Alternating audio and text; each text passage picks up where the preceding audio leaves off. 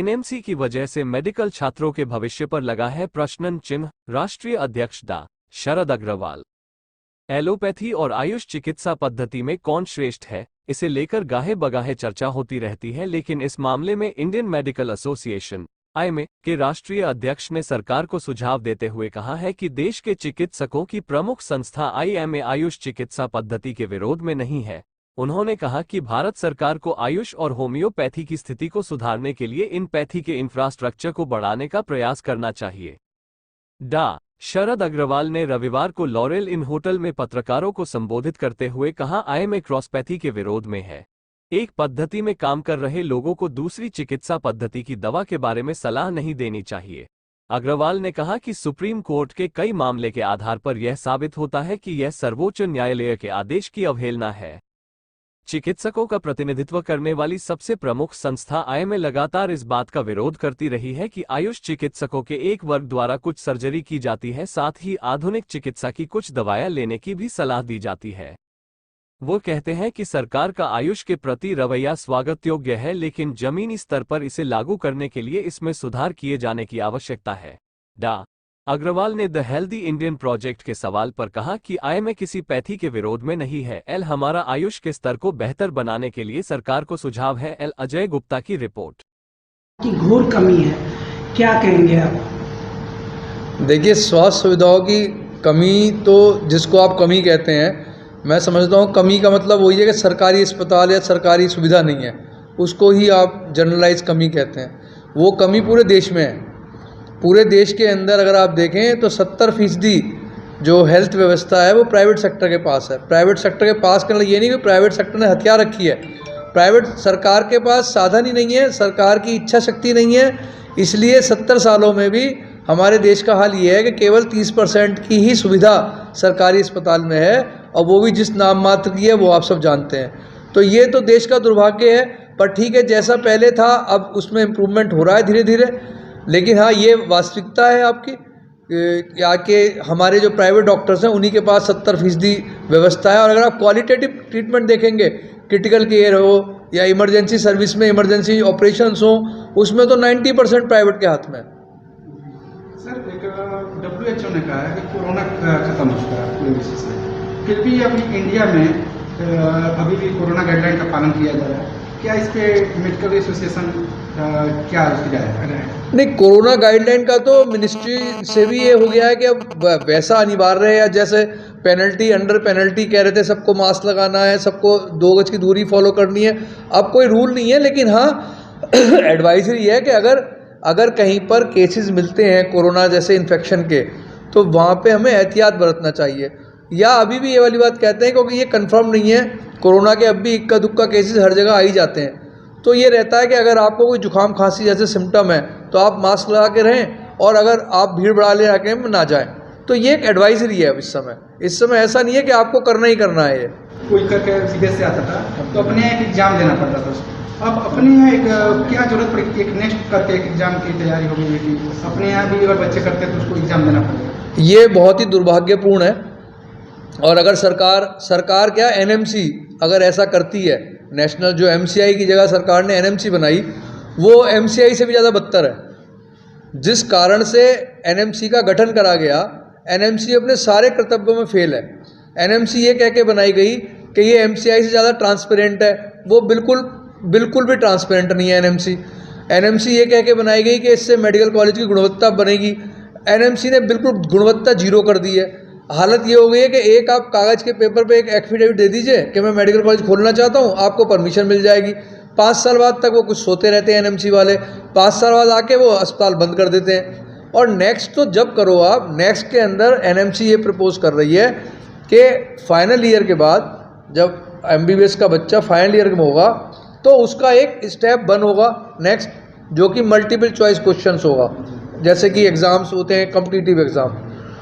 उसके बाद वो इंटर्नशिप के लिए अलाउ हो जाएगा अगर पास हो गया 50% पे, और फिर उसके इंटर्नशिप करने के बाद वो एक क्लिनिकल एग्जामिनेशन में जाएगा। उसके बाद उसे ये परमिशन मिलेगी वो इंडिया में प्रैक्टिस कर सकता है नहीं कर सकता। अब इन बनाने वालों से कोई ये पूछे कि जब आपके यहाँ मेडिकल एजुकेशन का स्तर एक सा नहीं है तो आप एक एग्ज़ाम कैसे कर सकते हैं? अब ये फैशन चल गया है वन नेशन वन फला फला, वन नेशन वन फला फला, ऐसे नहीं होता है। आपने जो एनएमसी से कोई ये पूछे कि जो 350 मेडिकल कॉलेज नए खोले हैं, क्या किसी ने जाके झांका उसके अंदर? फैकल्टी पूरी है कि नहीं है, इंफ्रास्ट्रक्चर है या नहीं है, बच्चों को पढ़ा रहा है कि नहीं पढ़ा रहा है? एम्स में बैठे हैं एसी चैम्बर के अंदर, अब कोई भी पॉलिसी बना देते कॉपी पेस्ट करके विदेशी। तो ये हमारे देश के लिए फेलियर हो गया। इससे सबसे बड़ा दूसरा इसका जो दुष्प्रभाव होगा वो ये होगा, जितने भी ये नए मेडिकल कॉलेज बन रहे हैं प्राइवेट, पहले 22-23 लाख रुपए दे के आदमी अपने बच्चे को MBBS करा लेता था, अब सबकी फीस 1 करोड़ हो गई है एनएमसी बनने के बाद। जब कोई 1 करोड़ रुपया खर्च करके डॉक्टर बनेगा तो वो फ्री में इलाज करेगा क्या? और फिर 1 करोड़ रुपया खर्च करके आप उसे नेक्स्ट में फेल कर दोगे और कहोगे अब तुम प्रैक्टिस नहीं कर सकते, वो क्या करेगा? वो फिर आप चलते हुए आदमी का गला नहीं काटेगा? तो ये बिल्कुल पगला गए हैं। एनएमसी के अंदर कोई मतलब मुझे नहीं लगता कौन इन्हें ये सलाह दे रहा है कि ये नेक्स्ट लेने की बात कर रहे हैं। नेक्स्ट तो अगर अच्छा है प्रोजेक्ट, लेकिन वो उन कंट्रीज़ में अच्छा है जहाँ मेडिकल एजुकेशन का स्तर एक सा है। ऐसे नहीं जहाँ हिंदुस्तान में दिल्ली से अगर 50 किलोमीटर आगे चलो तो आपको इतना डिफरेंस मिल जाएगा स्टैंडर्ड का। आज के परिप्रेक्ष्य में ये हमारे देश के लिए घातक है।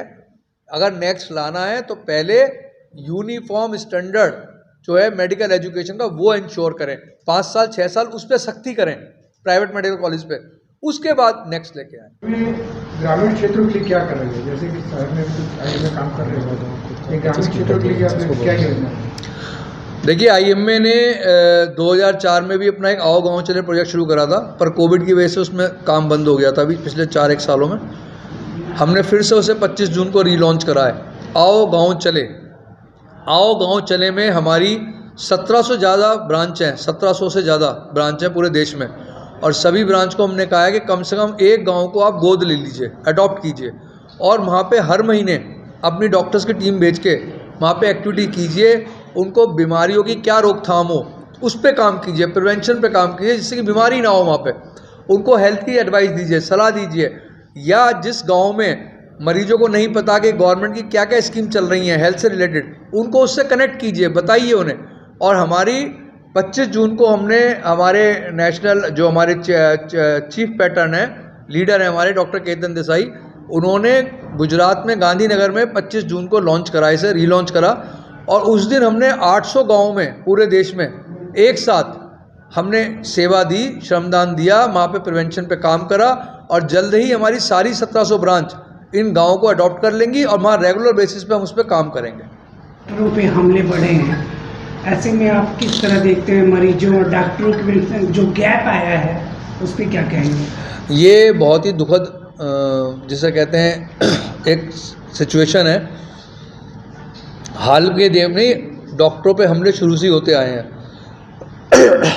अब हाल में इसलिए बढ़ गए हैं क्योंकि एक जो डॉक्टर पेशेंट रिलेशनशिप है वो ब्रीच हुआ है, और उसमें गाए बजाए कुछ सोसाइटी का भी वो रोल है, कुछ सरकारों का भी रोल है, कुछ मीडिया बंधुओं का भी रोल है।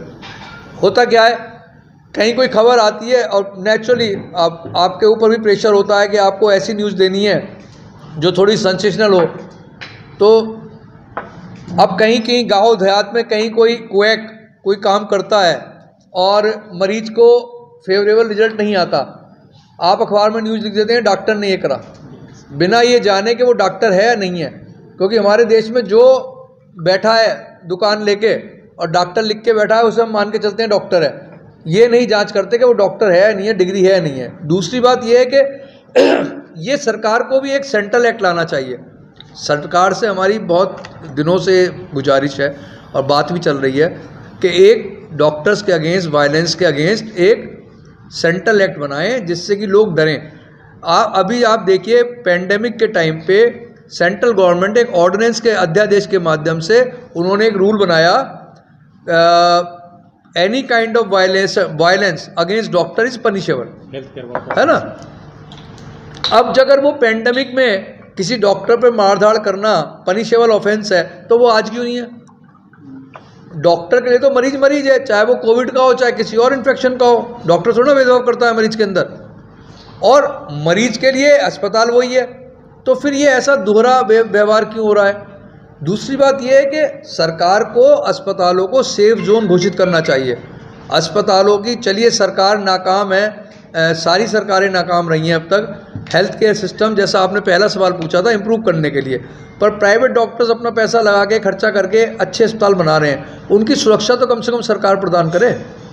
तो ये बहुत सीरियस इशू है और मैं चाहूँगा आप लोगों के माध्यम से कि आप लोग भी इसमें थोड़ा सा पब्लिक अवेयरनेस करें।